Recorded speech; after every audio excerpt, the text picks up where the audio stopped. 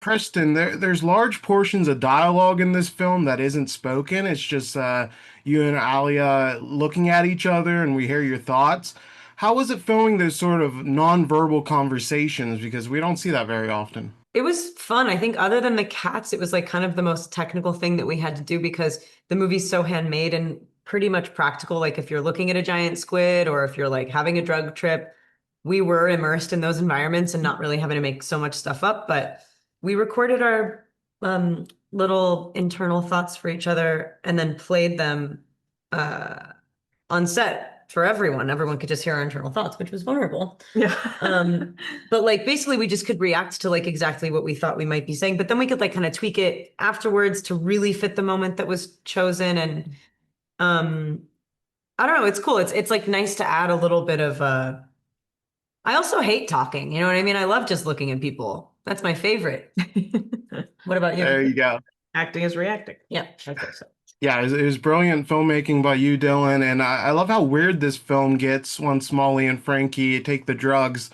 You add a bunch of fun visuals. We get Kamal and Seth Rogen's voices. Drug trips are so hard to pull off, and a lot of movies do it poorly. So, how did you kind of approach that, Dylan? Well, I've done a lot of drugs in my life, and I think that that helps.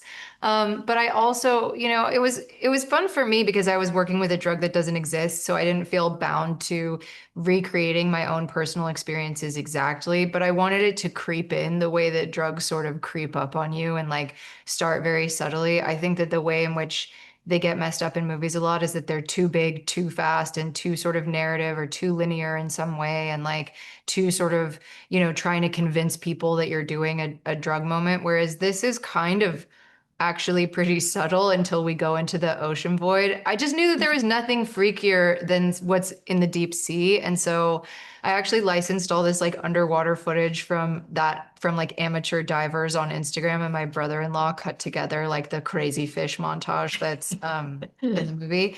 But we used really old lenses that were kind of funky from the 90s that like have were used to create kind of more practical feeling but exaggerated effects. Like I really just wanted everything to be as practical as it could because the girls are a very DIY group of people, and the whole movie needed to feel like handmade and made by friends and like not striving for a very glossy perfection, but rather something that felt like lived in. And so it was important for me in the drug trip stuff to do that as well. Yeah, you really pulled it off. And my last question, Alia, I love the relationship between Molly and Frankie. It's so much fun, but there's also that codependency, and we see them explore that dynamic as the film continues. What do you like most about seeing that relationship change a bit over the plot of the film?